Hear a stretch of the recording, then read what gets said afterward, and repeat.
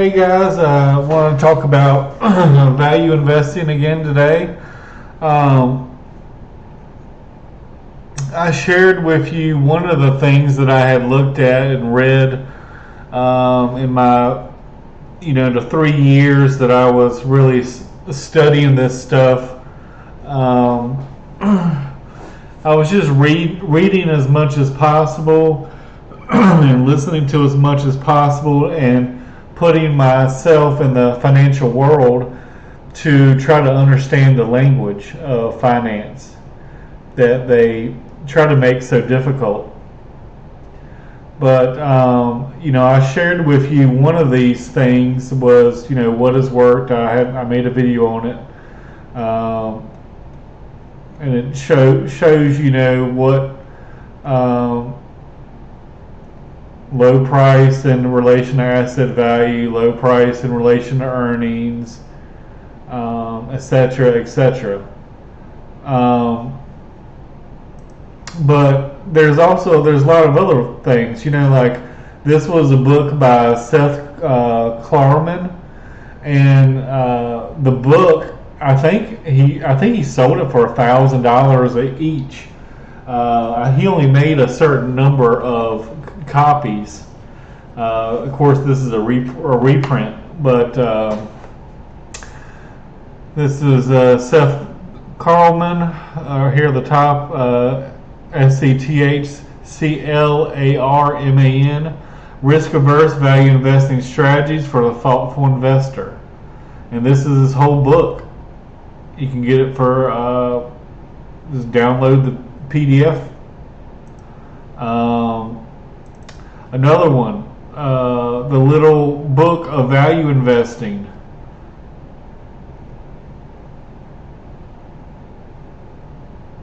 Chris Brown is one of the best value investors in the world.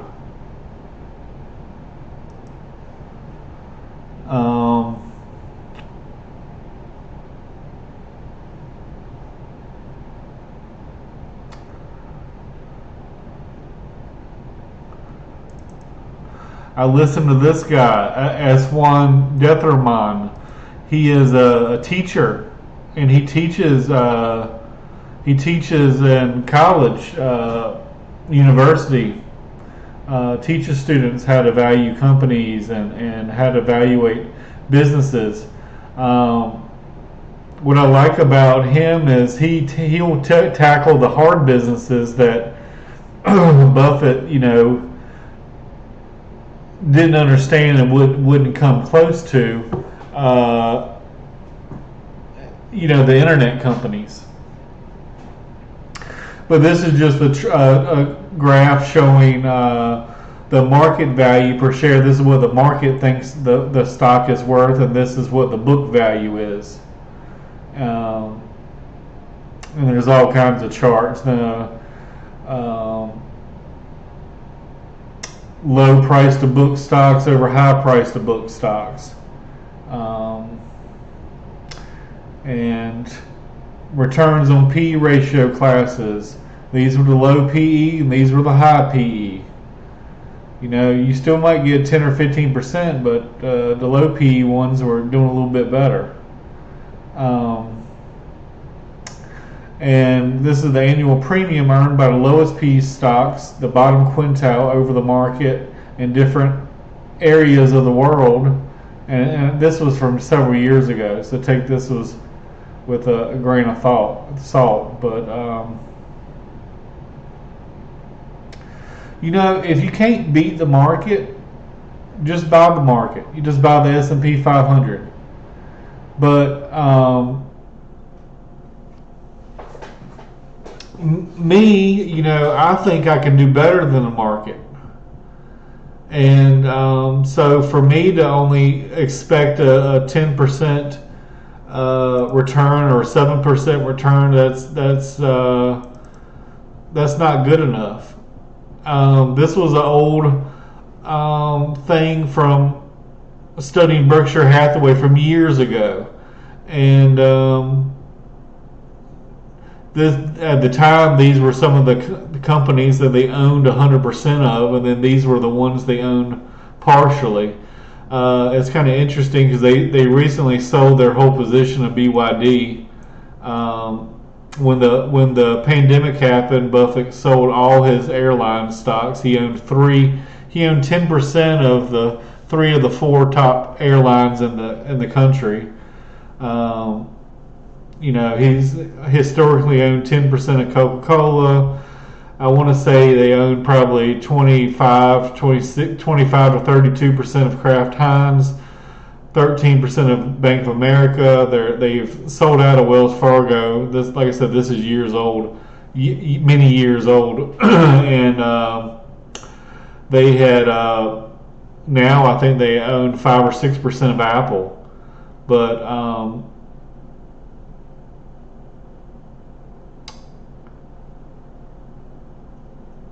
it just shows, what the value of the stock was in 1967, and the stock that everyone looks at is BRKB. The A share is worth a lot more. I mean, it's like $500,000 almost, or something, or 300,000 or 400,000 or something. But when I talk about BRKB, I'm always talking about the B shares. The B shares back before the pandemic were less than $200 a share. At one time, they were, I want to say, 170 something, the high 170s, and that would have been my time to buy. But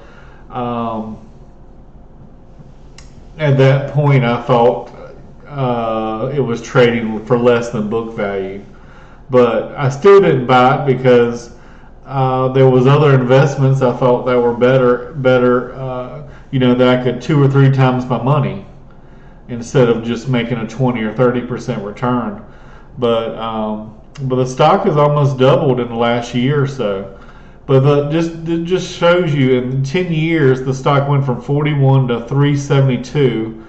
And then another 10 years it went to 4,000. Another 10 years it goes to 40,000. I mean, that's 10x, 10x, 10x, and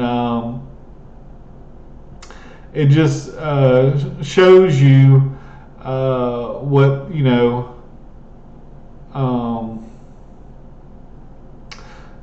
what this guy was saying, the intrinsic value, the stock price, and what the share price was selling the investments per share in the stock price.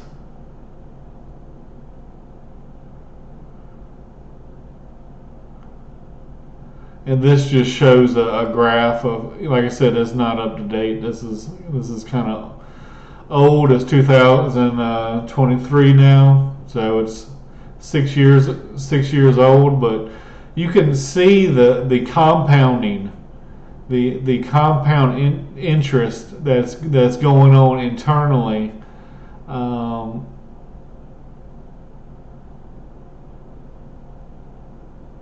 In this company. But I just absorbed as much content as I could.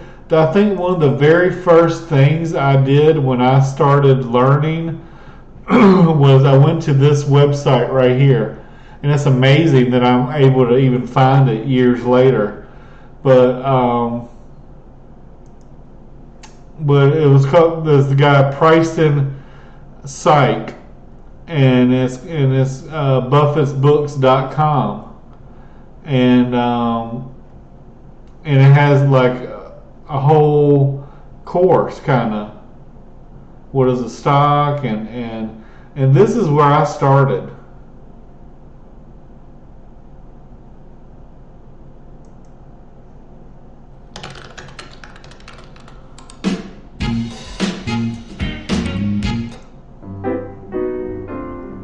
Okay, there are, you need to always remember that owners own the business. The size of the business, you could have in that hour time frame went to, so the total revenue would be that money that all those people spent. So that $100 comes into the ice cream stand, and we're not even talking about any of the. But I love it how he simplifies this stuff down to ice cream business.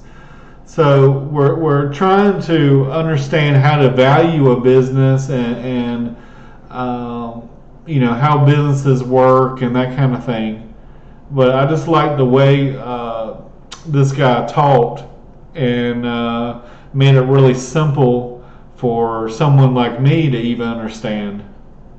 Cost that Nancy had, or the employees that are working for Nancy had while they were running an ice cream stand. As you take that $100 and you walk across, now we step inside the business and we see where that $100 goes. Okay, so $20 of that $100 in that hour time frame went to her one employee. Now we're just using one employee to keep things simple, and that one employee manages everything from scooping the ice cream to starting it to keeping track of the books and everything.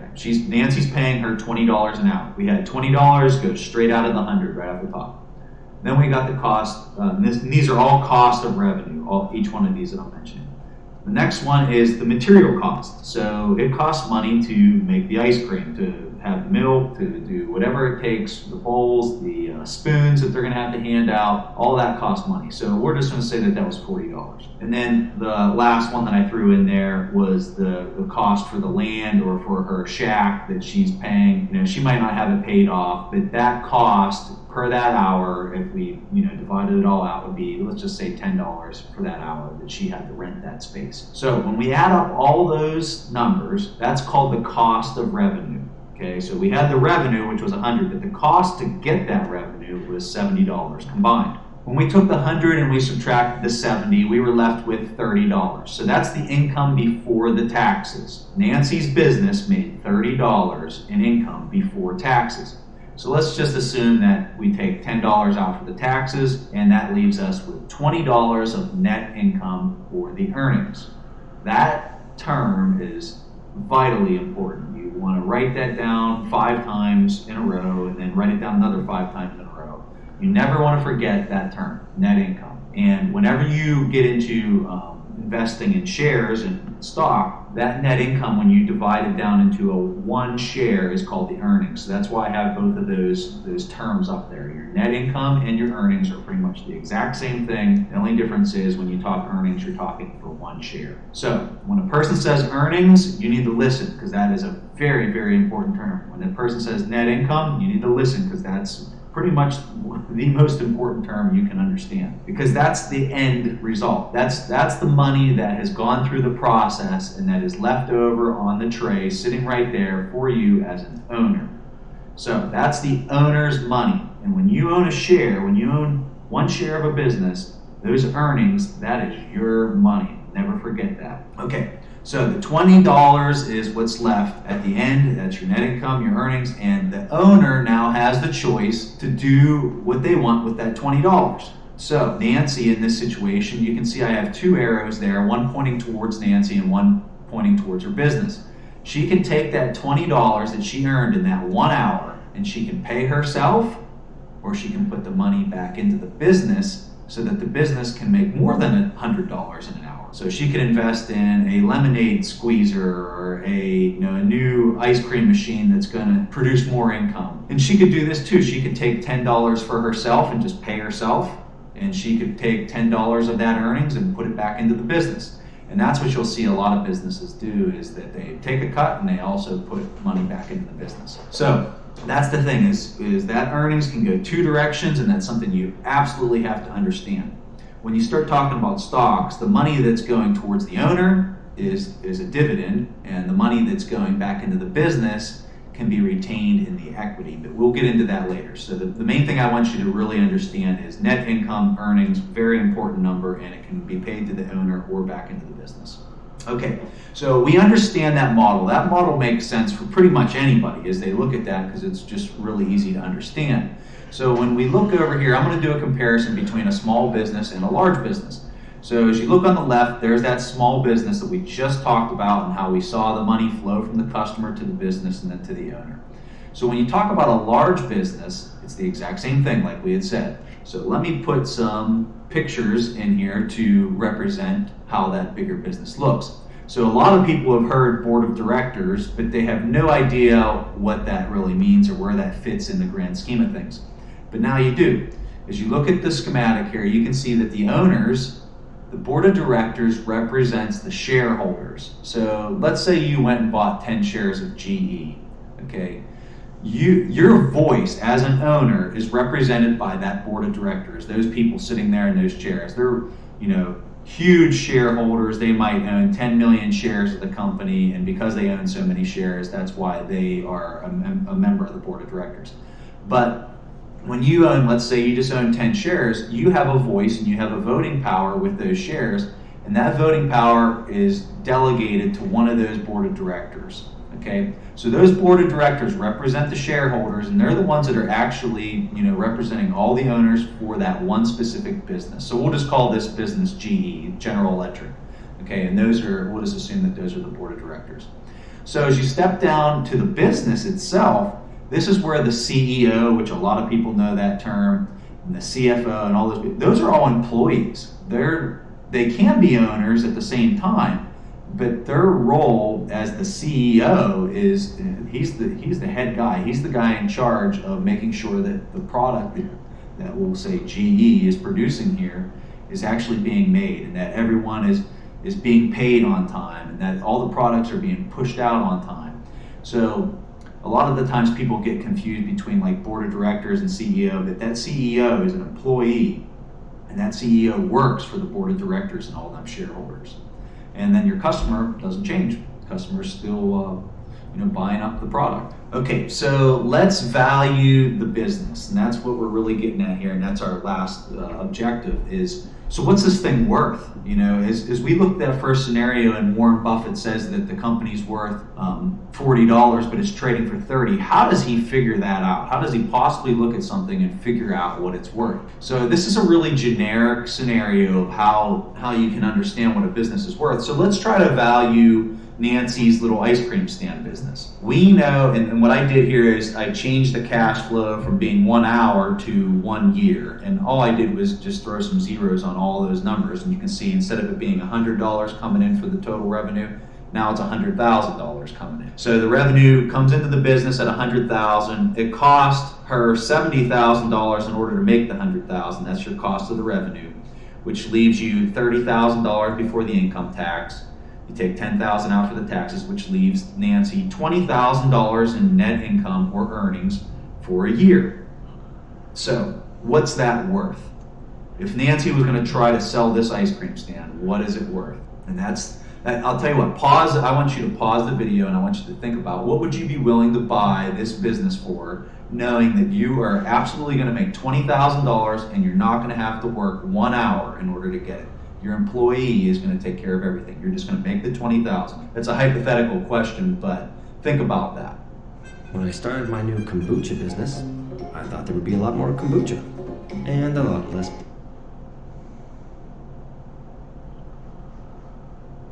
Pause the video to answer this question. If you could buy a business that would earn $20,000 a year and you wouldn't need to do anything, what would you be willing to buy it for? Assume the business has very little risk.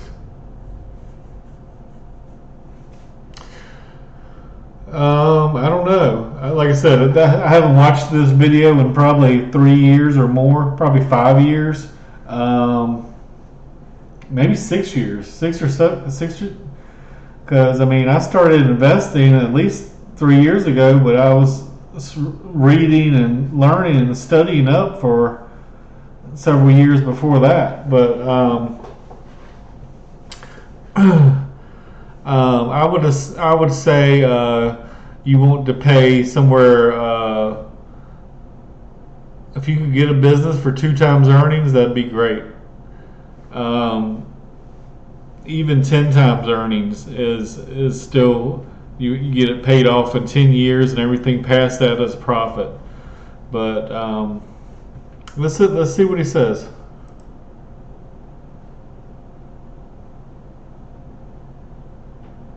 Okay, now that you've thought about that question and you paused the screen and you thought about, let's look at some different values here. We know that the net income or the earning is $20,000. Nancy doesn't have to do anything. She's just going to get paid that $20,000 after 1 year. So what would she be willing to pay in order to earn that $20,000 after 1 year? So let's just say $400,000 is what somebody's going to buy this business for. So if you have... And this is interesting because this is also the same example I had mentioned about a beach house. that a beach house was bought for $200,000, and during the prime time of the season, they rented it out for $20,000 a year. And after 10 years, the house was paid for, and 20 or 30 years later, they were still renting it out, but they could charge more because they made improvements and reinvested. With a house, I mean, you're not reinvesting in a business, but you're reinvesting in your house, and you might get a new kitchen, you might get an extra bathroom, you might get AC, you might get heat, you might get an extra bathroom, more storage space, and then you can charge more for that square footage, or charge more for that extra bedroom, or charge more for that extra bathroom, or charge more because you got the fancy countertops, or you got the the big screen television or something like that. But I just found it very interesting that we started out with something very simple, very, very small, an ice cream stand. We're talking about $100, and then all we did was just add a couple of zeros. It's the same thing, and one share of a company, one share of a business, like Warren Buffett thinks about things, is you got to think about it as you're the owner. I mean, even if you only own one share of Apple or one share of Microsoft, and there might be, millions of shares, but you're still an owner. You're still a part owner in that business, and when you buy a share of a company, you have to think in your mind like you're an owner. You have to think like you're buying the whole business, and you have to look at what the market cap is. If you're not willing to buy the whole business for whatever the market cap is, you don't buy it. Had $400,000 and you purchased this ice cream stand, and everything was running, smoothly. The employees weren't leaving, and all the stuff that you typically run into with an ice cream stand. Let's just assume that it's running like a top. There's no problems. She could expect to get a 5% return on that investment, okay? Because she's going to get $20,000 at the end of 1 year, and she paid $400,000 for it. That's 5%. So then we go to $200,000. If you could buy that business for $200,000, 1 year later you make your $20,000, because that number doesn't change. That's the net income. That's what that business makes in a year. That investment, that purchase price would yield 10% on your money. Okay, and as we obviously look down to $100,000, if you could buy that business for $100,000, you're going to make 20% on your money. As you look at those figures, you can see that this is the point that I really want you to take away. Her business never changed. Okay, that business stayed exactly the same. It was making $20,000 through each of those three scenarios. But you can see that the expected return of anybody who would buy at those different price points is going to get a different return. Okay, the business didn't change. It's exactly the same. It's producing the $20,000. But as you went through different purchase prices, as you paid more for that business, your return went down drastically as those price points changed. And the same exact thing happens when you're buying stocks. If you overpay for a stock, your percent that you can expect to get each year goes down significantly. So the name of the game really comes down to, what is the stock worth? And that's why Warren Buffett takes so much time and does so much detail as he's figuring out what these companies are worth. Because he knows that if he overpays for it, his yield will go down 10%, 15%, 20%. So that's really the name of the game, and that's what I really wanted you to get out of this lesson.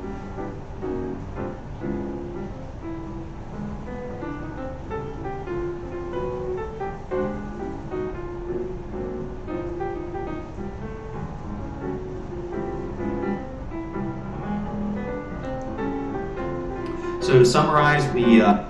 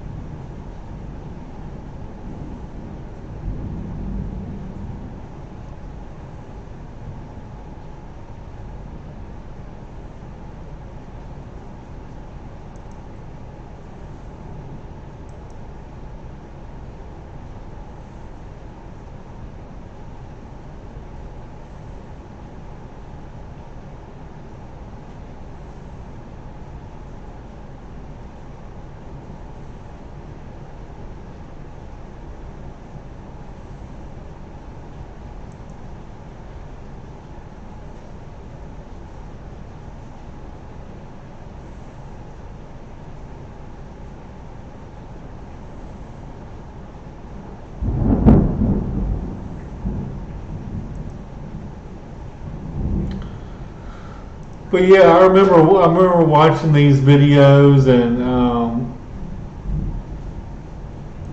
the thing that stuck out to me, one of the videos was where we're talking about PE ratio. We're talking about the price to earnings ratio, and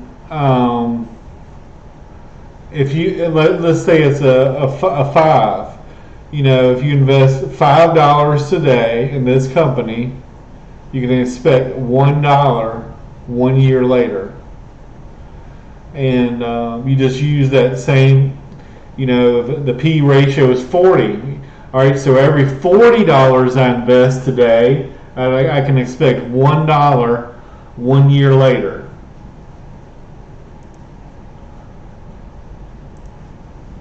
Let's see.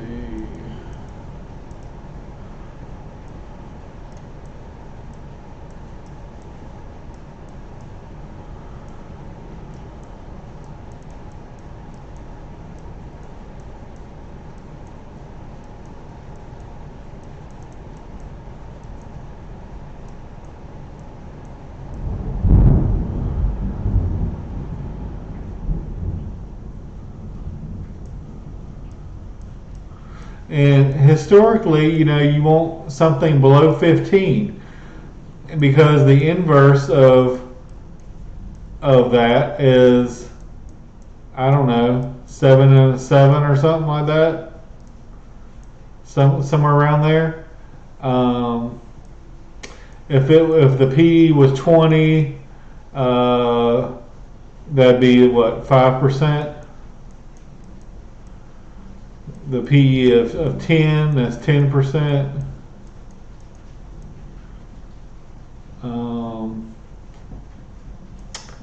PE of 2, 50%.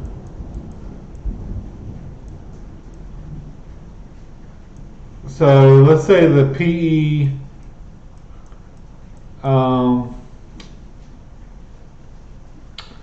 let's go back to Walmart. Let's see.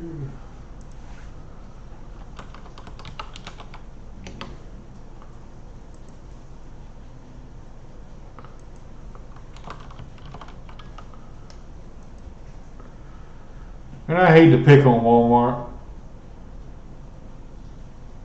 You know, the richest people in the country, some of the top wealthiest people in the country are the Waltons. You know, who were the founders of Walmart and the descendants of the owner. So they are very wealthy. But today the PE is 37. So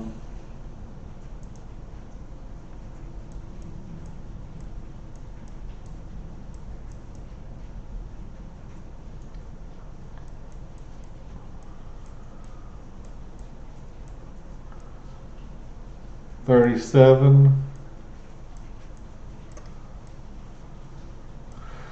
So for every $37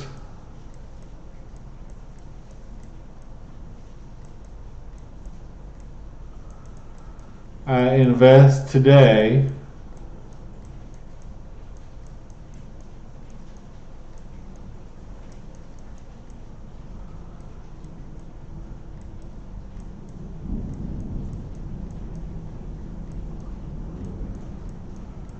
can expect $1 1 year from now.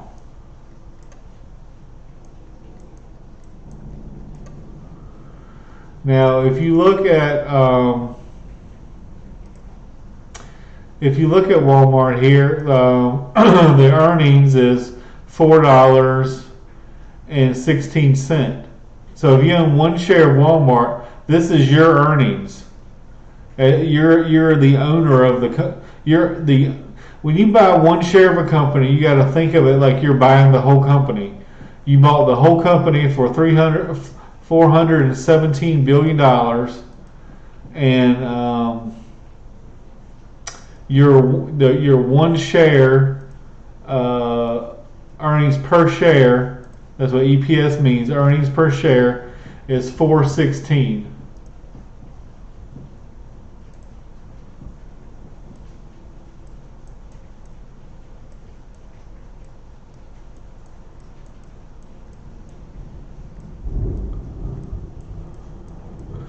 So you're paying $155 today to earn $4.16 1 year from now. Or you can break it down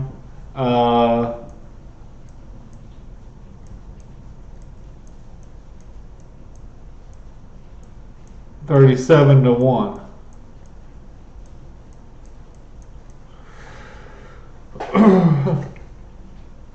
Now, I know this is an old example, and like I said, I don't recommend this company today. But when I bought it,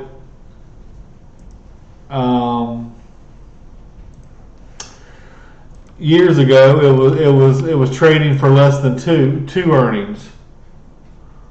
But let's even look at it today. Like remember, I had bought this thing when it was like $3.50. But look at their earnings per share. I mean, so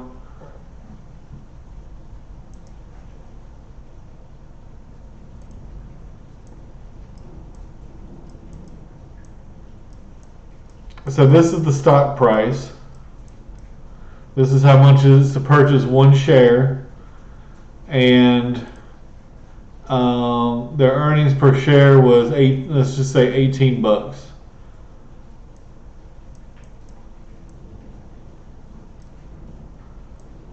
Just to keep it simple.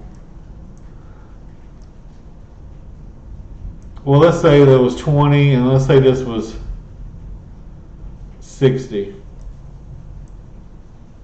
Let's say the stock price is 60 and the earnings per share is 20.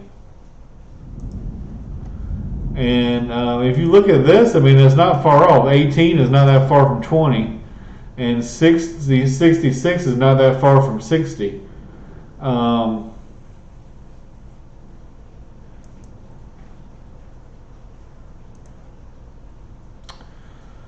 So if you spend $60 today,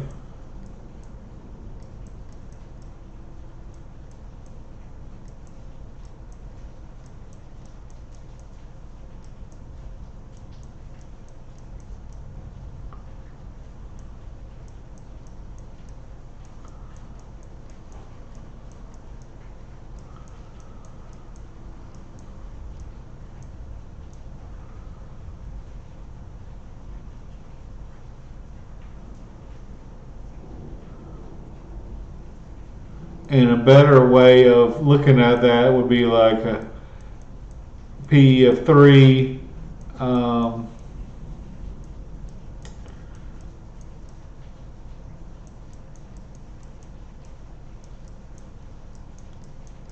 So if you had to choose between the two as a value investor, which would you choose? And not only that, but this company is also paying a dividend. And dividends can be cut or whatever, but they're paying a $3 dividend. So,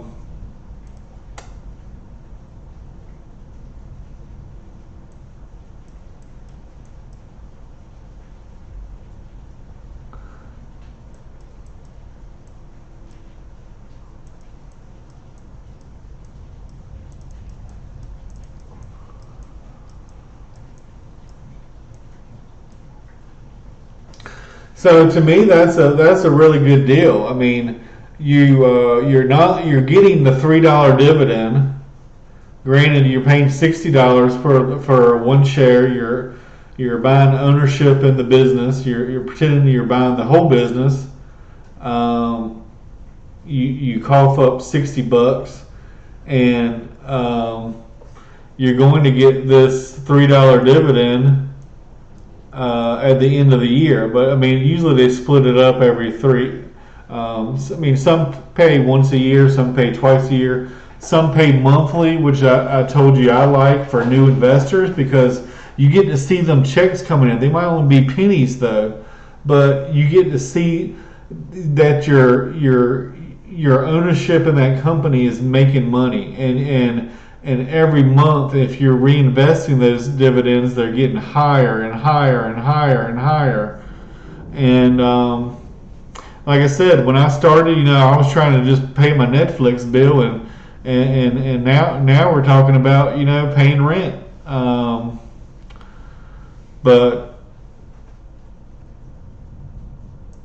which is a better deal? Is it better to pay $37 today to get $1 1 year later, or is it better to pay $3 today to get $1 1 year later plus a $3 dividend on top of it? And to me, it's a no-brainer.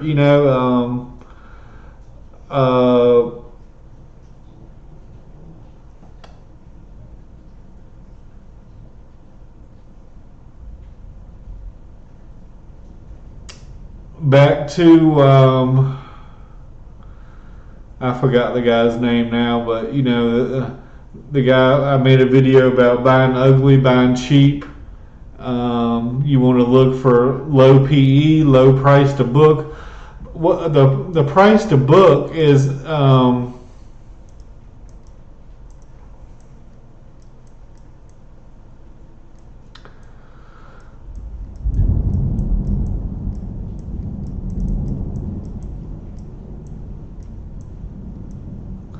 if the price to book is less than 1, that means if the assets are accurately priced, which they may not be, nowadays there's all kinds of accounting shenanigans they like to do, but the one thing is called goodwill. Goodwill, they just put everything under goodwill. Could be 0, so if you're paying for goodwill, that's not a good thing. But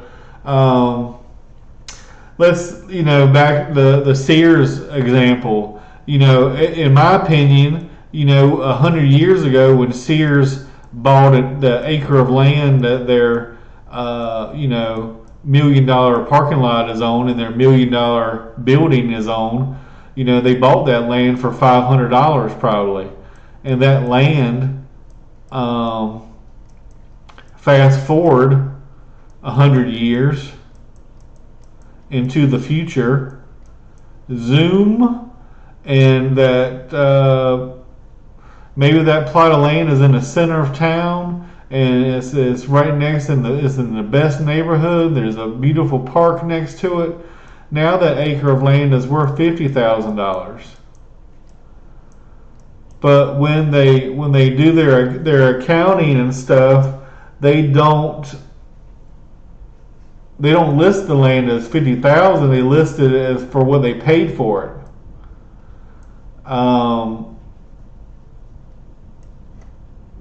I got a microwave that I've had since college, and that microwave is well,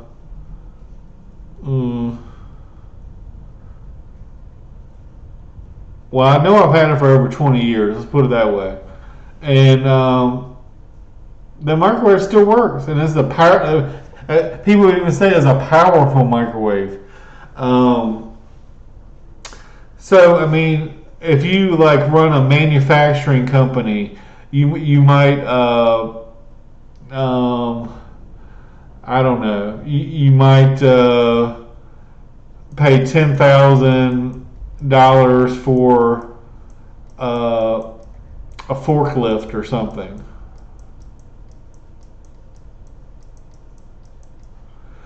And year one, you gotta write off $1,000, and then year two, you gotta mark it down another $1,000. Similar to like a vehicle. A car normally goes down unless it's a rare car or something, or a car that's 100 years old. But you depreciate. It depreciates in value the longer it goes. So by like year 10, the value they might be listing the value as 0 on the balance sheet, but that forklift is it's well oiled.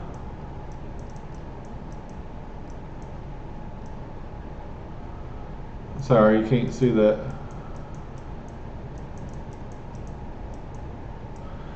It's cared for well. It still works, and that forklift is still in operation in the year 20. So they're valuing this asset. This forklift is an asset.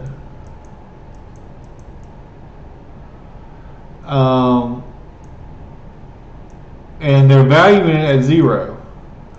The land they paid for it. They're listing this asset on the balance sheet as an asset of $500, but it's really worth $50,000.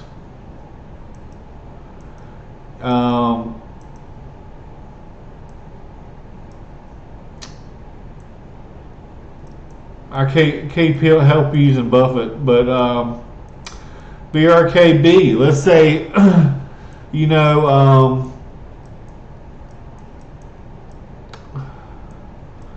they bought Apple at $50, and 2 years later, the price is at $150.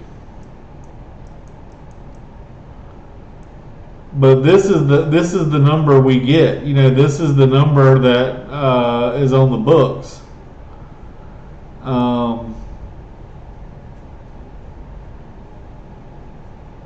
When he bought Coca-Cola, it was $1.50 probably. And now, I don't know, 50 years later, it's at, I don't know, what is that now, 60 or something, 50 or 60? Let's see, let's go look. KO. The old companies, because they got the shorter symbols, now they got all kinds of, four letters and all kinds of stuff. But the older companies, had 2 or 3 Look, see, I mean, I don't even keep track month to month or day to day, and what I say, 60. I think Buffett made a mistake here. Back here, maybe not, because he's getting those dividends, and the dividends. If he paid $1.50 for the company, $1.50 a share, his dividend yield might be 15 or 20 or 30%. I don't know what his yield on cost is, but it's got to be something crazy. But some may argue when it was at 42 here, he should have sold. And and then it dropped in half from 40. If he would have sold here at 40 in April 1st of '98, he could have bought back in 7 years later at 20 and made a lot of money, because now the price has tripled from that price. So it was 20, then it went to 40, and now it's 60.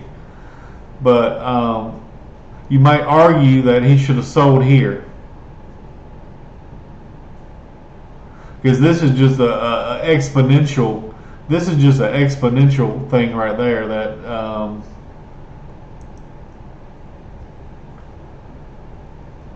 I mean, look at that thing. It just goes straight up, into almost like a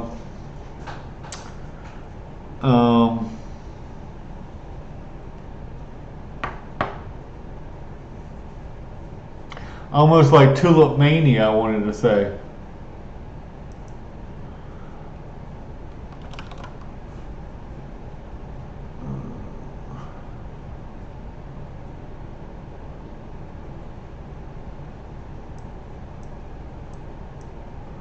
Well, I couldn't remember what the ticker was for Sears. I was going to show you what a graph of something and just going straight up looked like. Because I told you when I had bought it, it was right before Christmas. I want to say it was like around 12 cents, and then it went to, I don't know, I think it went to $1.50 or something. But I sold it at like 50 cents.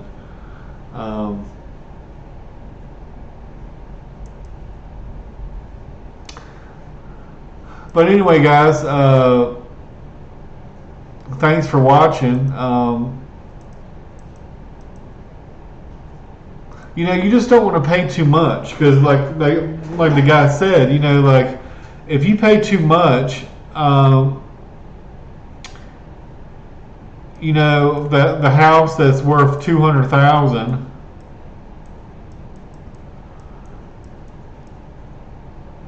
or the ice cream stand that's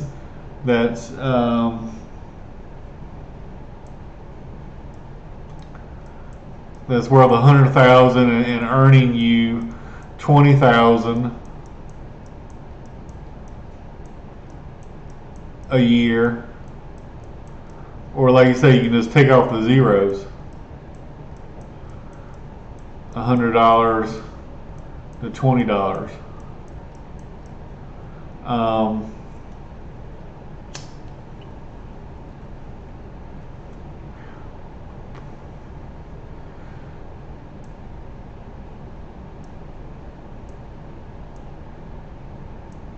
The one example he said, would you buy the business for 400K and that'd give you a 5% return, or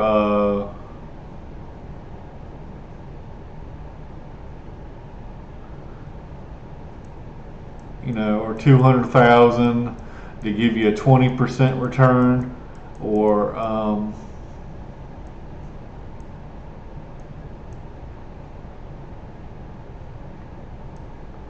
I think I got that wrong.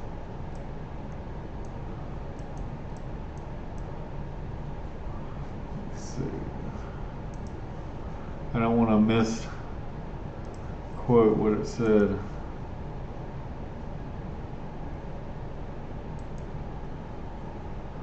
$400,000 for 5, 200,000 for 10, 100,000 for 20.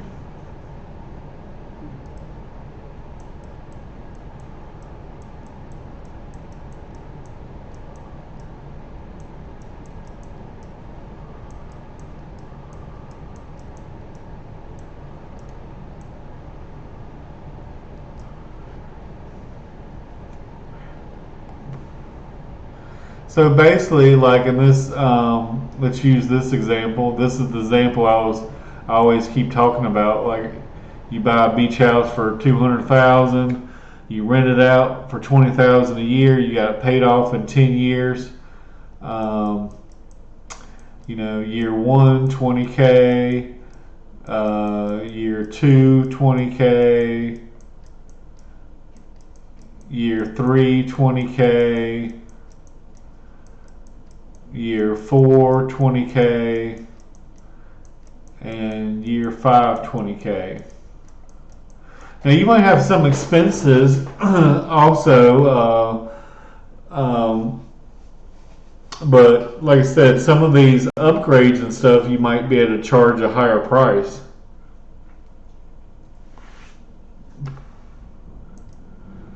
But let's say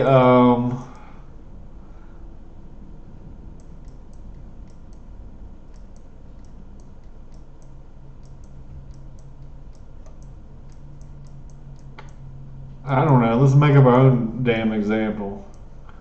Let's say you got a lemonade stand in your backyard, and you got two kids,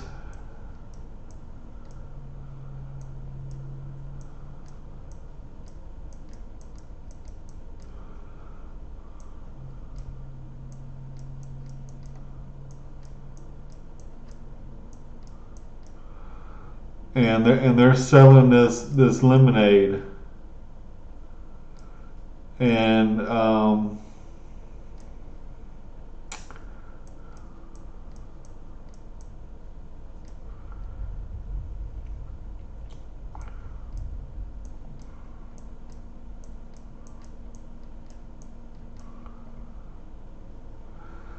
they got one cup for $1.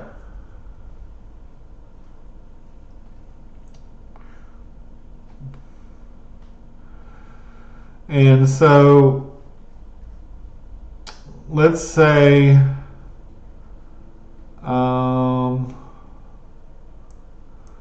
they sell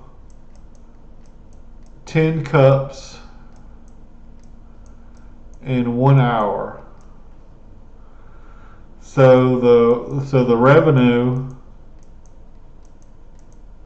or the income,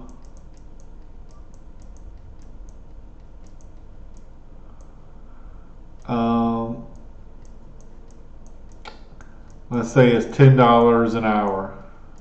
$10.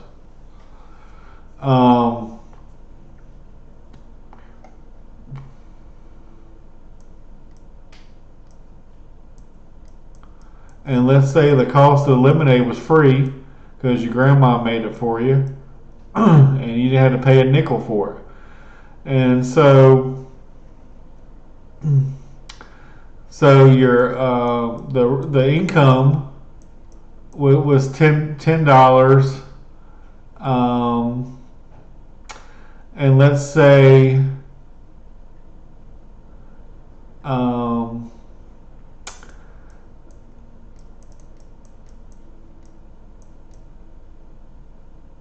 child one gets $2. Child two gets $2.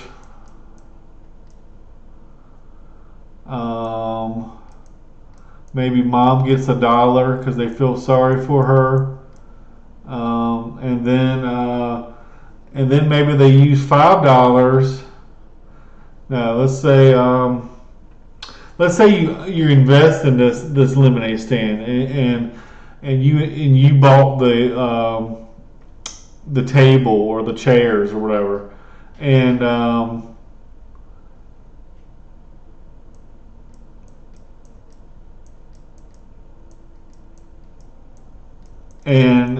it's going to pay a dividend. And let's say you got 10 investors. Let's say you got grandma,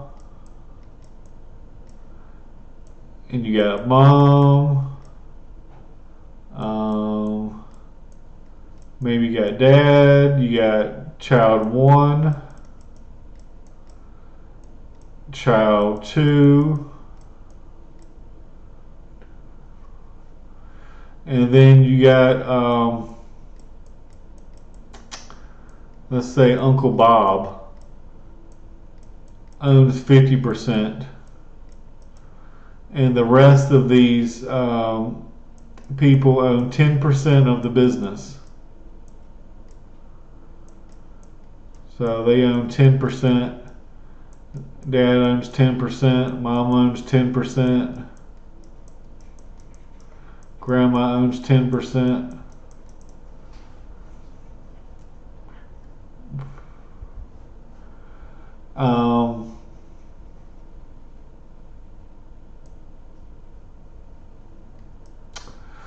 Now this would just be their salary for working, you know.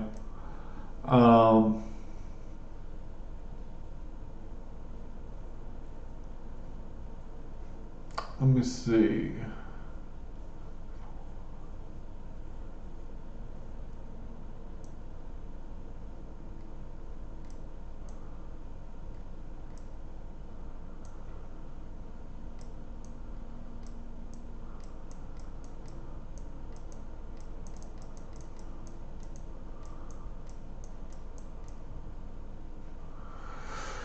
So let's say the company makes $10.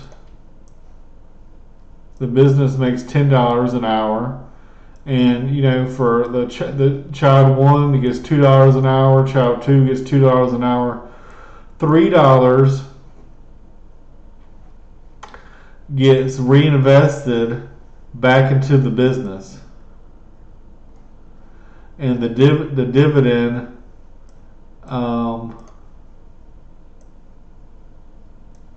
goes to these people.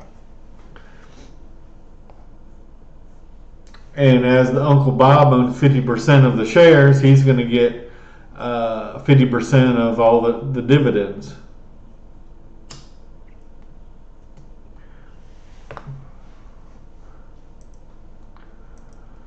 So a typical company, you know, the earnings per share, I don't know, let's say it's $2. Well, $1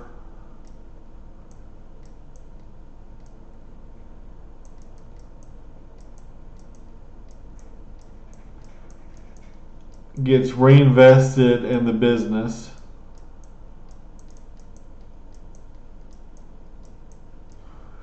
And the other dollar goes to pay a dividend.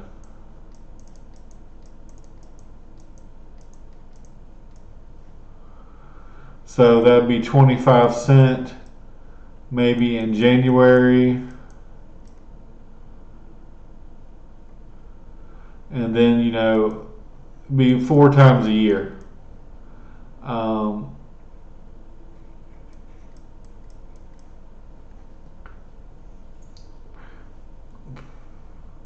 So this is typically how companies usually do it. Now, they may not give you that much. They may not give you half. They might just give you 20. They might just give you a nickel for your dividend a year for every $2 of earnings they get. But let's say that let's say they do give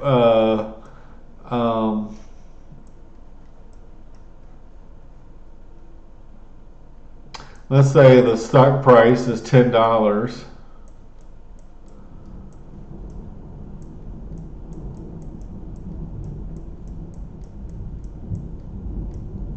Stock price.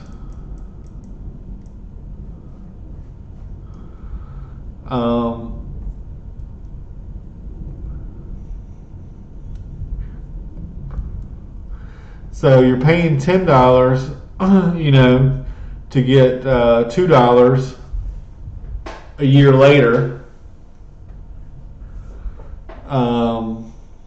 So what's that? A price to earnings of 5. So basically, it'll take you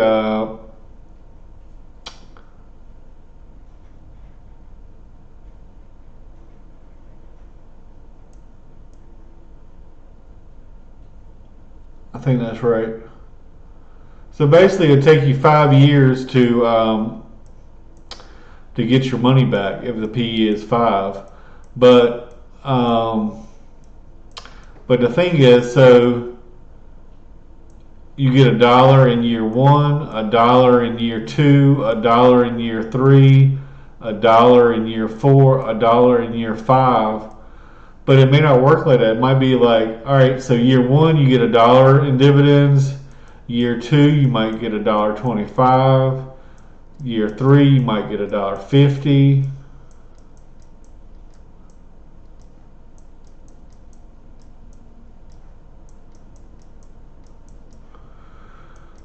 Year 4 you might get $2. And year 5 you might get $2.50.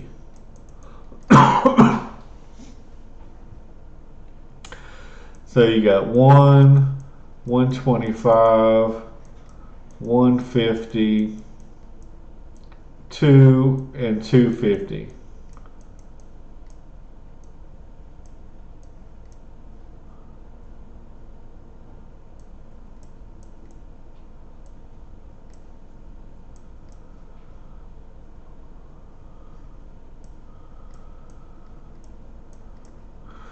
So at the end of 5 years, you would have received $8.25 in dividends.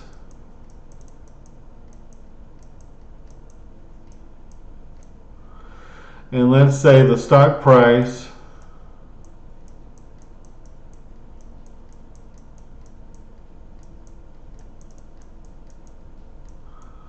went from $10 and now it's at $15.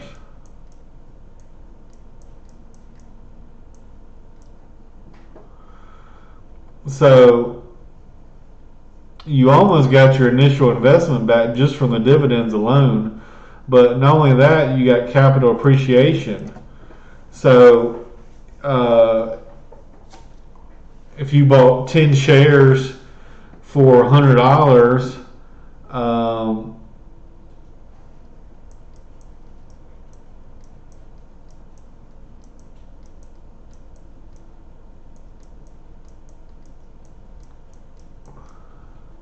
now your 100 shares are worth 150. So you made $50 profit. But back here looking at these dividends, the dividends are actually more than this, because if you're reinvesting them, you're reinvesting this into this, and then you're reinvesting this into the next one, and you're reinvesting this into the next one, and it grows and grows and grows into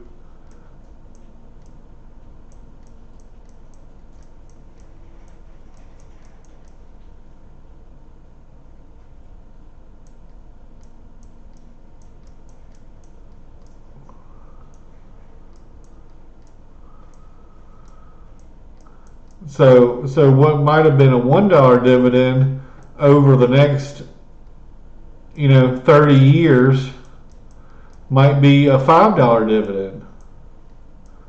And but this is just an example. Like, you don't get to keep all of the earnings. You just get to keep a fraction of the earnings in what they give dividend. And that fraction might only be 25 cents. And then, the next one might be 30 cents. And the next one might be 40 cents. And so it just depends. But basically what I'm trying to say is, on a bond, you can, let's say the bond says 3%. Well, in a stock, let's say you get a 3% dividend.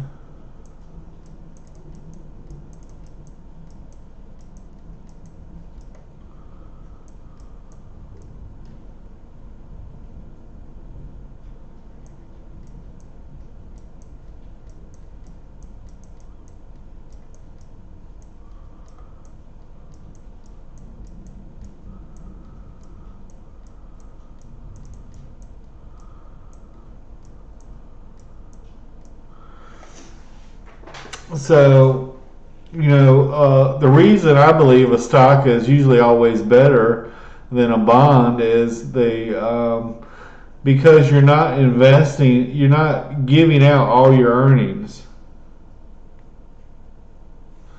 Maybe you're keeping cash. Maybe you're buying extra equipment.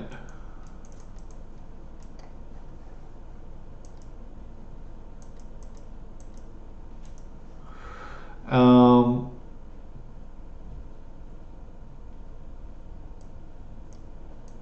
I don't know. Let's say you run a McDonald's store. I don't know. Let's say a pizza place. Let's say you buy a pizza joint for $50,000.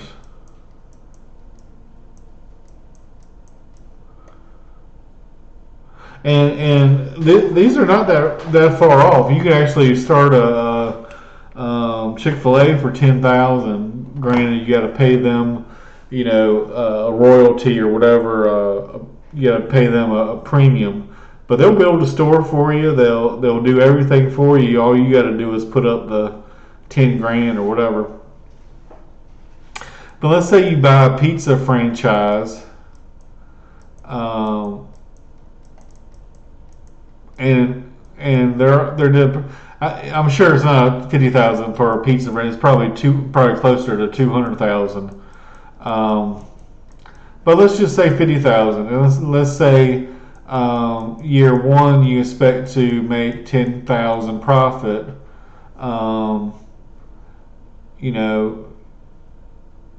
You got mom, and the son as the 3 employees, and let's say you each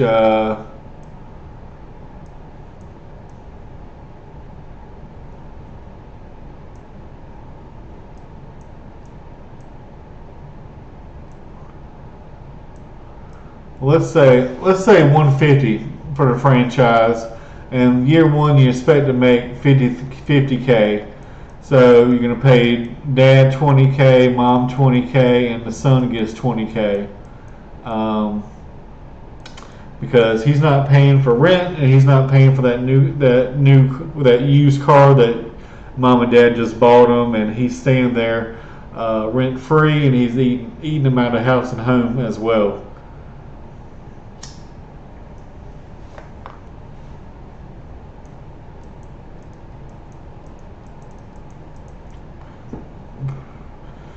And let's say year two they do really well and they get 75K. And then, year three is kind of bad and they maybe make 40K. And then year four, the son gets a girlfriend, and the girlfriend starts to work with them too, and the girlfriend gets all her girlfriends to eat at the pizza place, and she talked it up so good, and now it's bringing in 100K.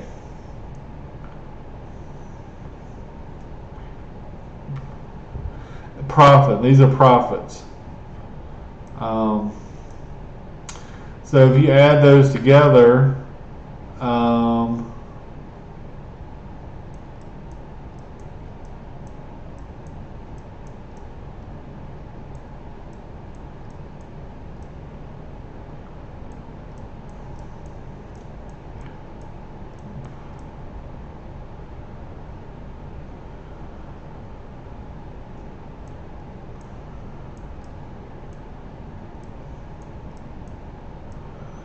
so in 5 years,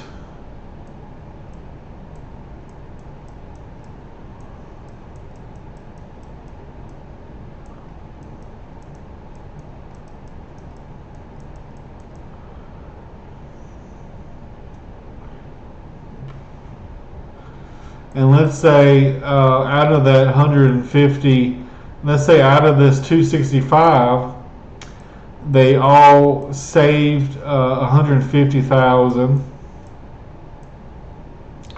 and reinvested in store number 2.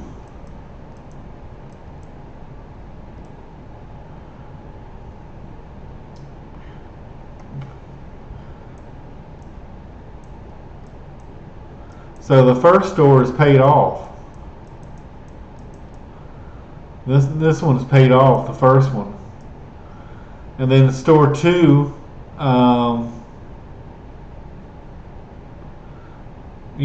instead of, 50K, or this one's making 100K now, maybe store 2 starts out the same. They start making 50K, and then 5 years later, they grow it to 100K. Maybe they have a relationship with the high school. I remember when I was in high school, Pizza Hut and Domino's both used to come and give us pizza at school, and we could buy pizza.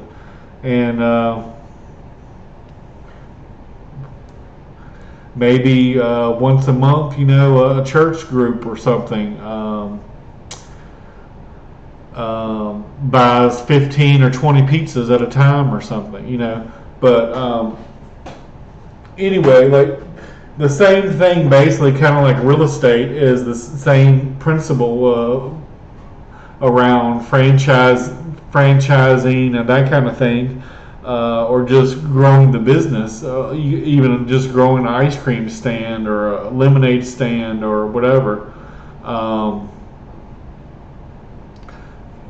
You at the store 1 is paid for and is making a profit, and then you don't take all the profit for yourself. You save a portion of the profit to reinvest in the company, and then that investment can maybe purchase you a second pizza joint around the corner, maybe in a better part of town, maybe in a college part of town, and maybe instead of 50K, if we're going from 50K to 100K in 4 years, it goes from 50K to 200K in 4 years or 5 years. But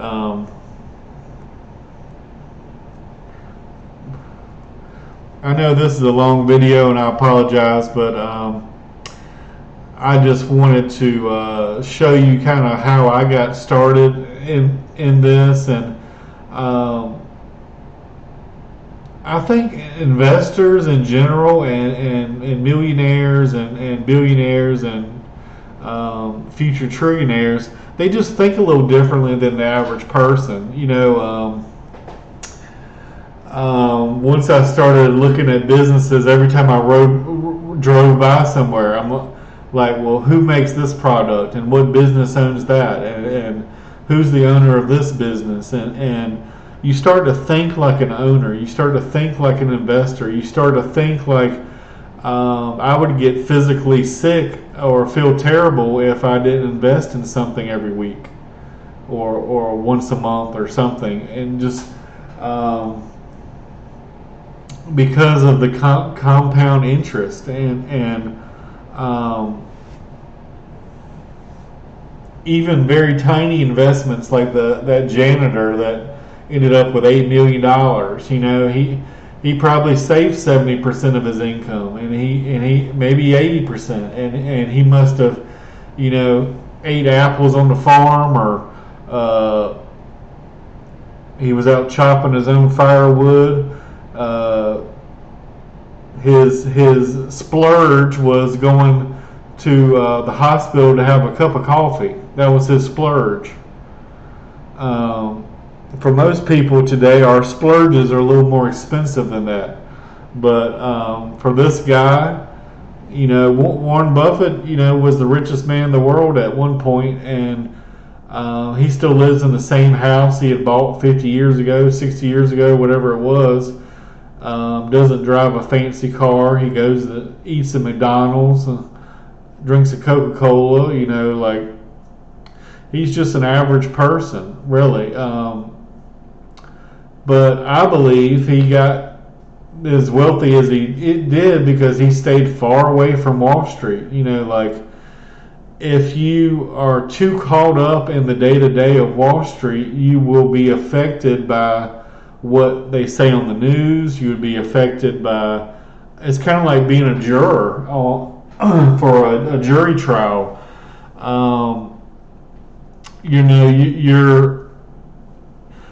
Your mindset, your attitudes, your opinions might change based on the commentary that you're hearing on the news, or it might even not even be true or factual or backed up by any facts. But so I think it's best to do your own research. And when I bought companies that I believed were undervalued, I didn't take just one thing and say, oh well, I think this company is cheap. There was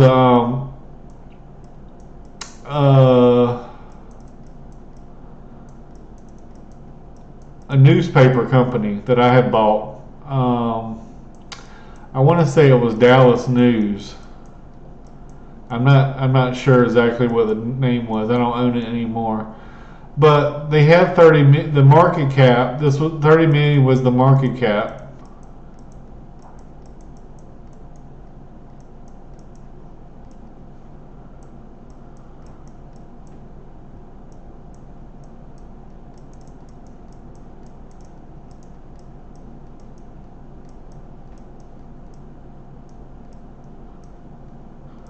Now the company, what used to be profitable, they are not profitable anymore, but they were transitioning to some digital things and hope to be profitable in the future. And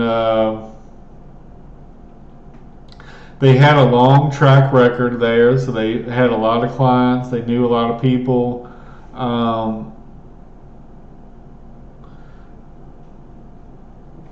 But this right here is your margin of safety.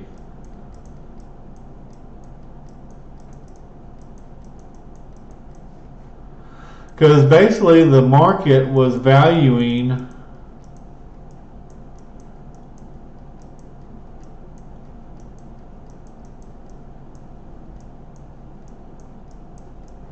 and I want to say the market cap was even less. I want to say it was maybe 20 million was the market cap.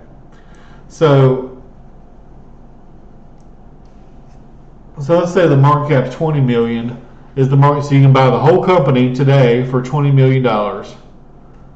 You can buy the whole company, not just one share of the company or part of the company. You can buy the whole company for $20 million today.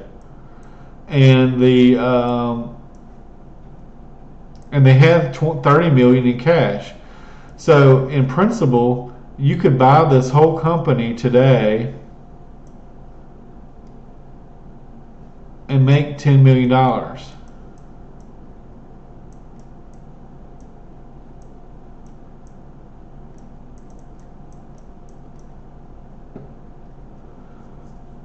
You see what I'm saying? All right, so this company, the market cap is 20 million. The cash on hand is 30 million. You could buy this company today. You could buy 100% ownership of this company for 20 million. You could immediately take the 30 million and pocket a $10 million profit.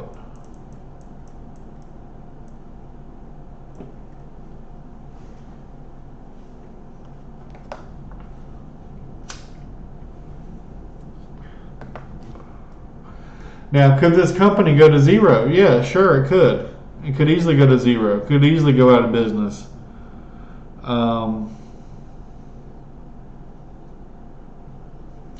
Let me see if I can find it. I don't even remember what the ticker was.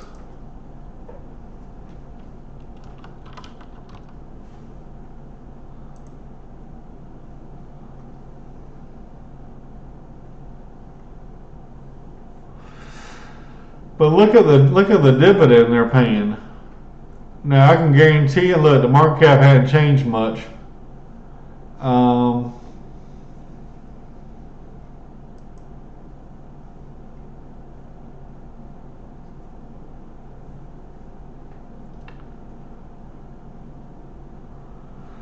all right, look, here's total cash. $25.76 million. Total cash. Total cash per share. So if you own one share of this company, $4,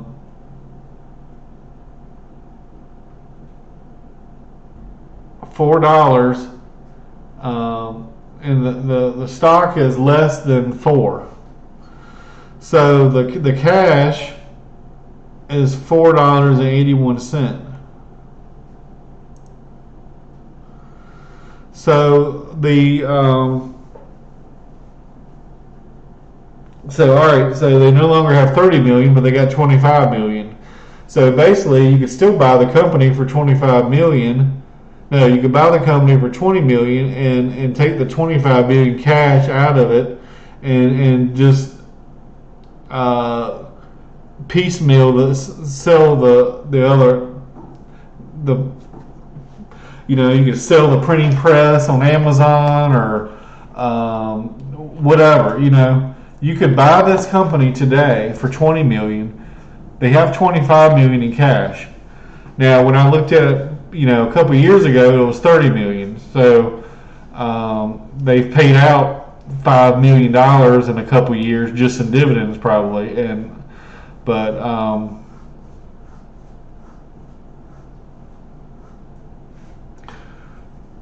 So there are. I'm not saying that that's a great investment right now, but I'm just showing you examples that even today, that there are things that seem too good to be true sometimes, and it's maybe this company is valued at 0, but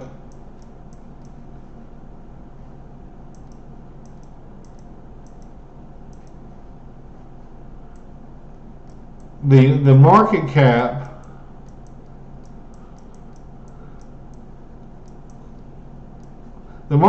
is basically if you take every share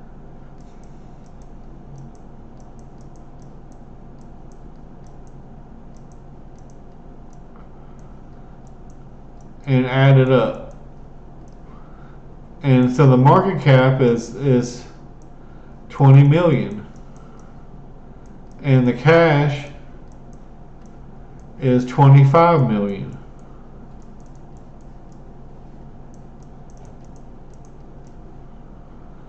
So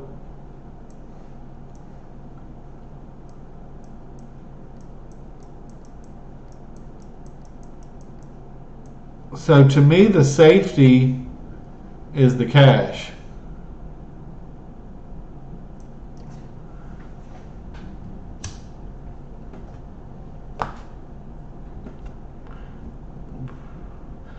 Let's say you let's say you buy this company tomorrow, and let's say you buy the whole company,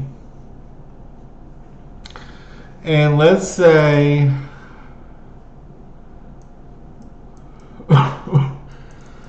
you spend $5 million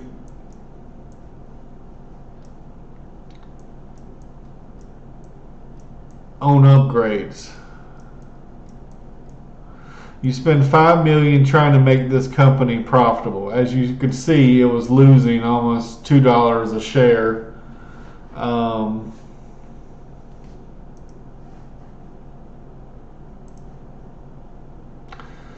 But not really, because you're getting a 64-cent dividend.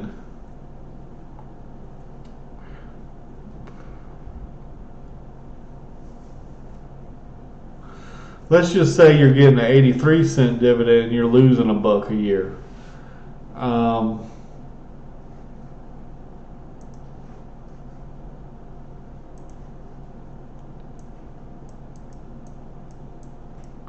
The stock is valued at 3.8 by the stock market, and the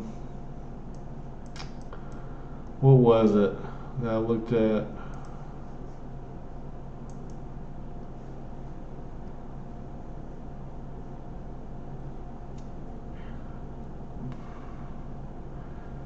The total cash.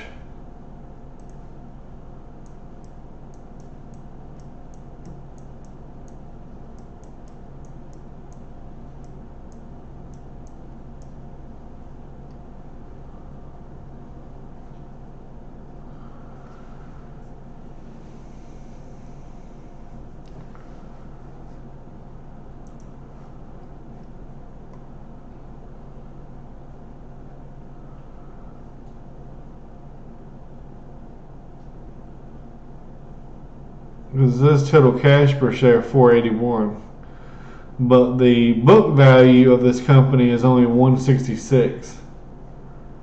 So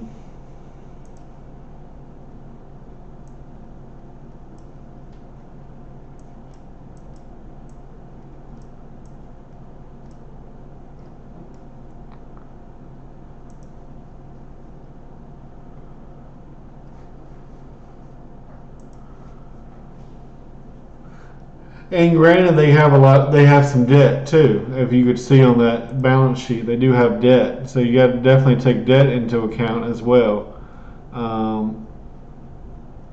They got $18 million in debt too. But let's just say that they don't have any debt. Let's say the debt is zero.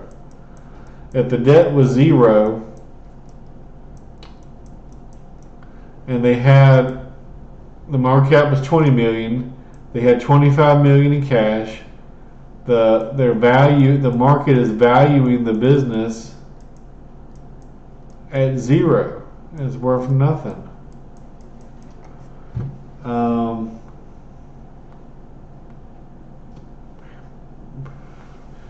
So in this case, you're basically, if you bought let's say they had no debt. Let's say you bought the whole company for 20 million. They have 25 million in cash. You could just take the 5 million cash profit, and then you got a whole business that you could sell to. Because the business is still there. All you did was take some cash out. So.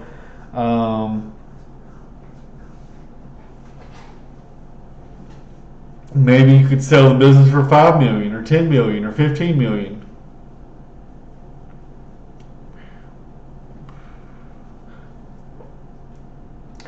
Anyway, thank you for watching.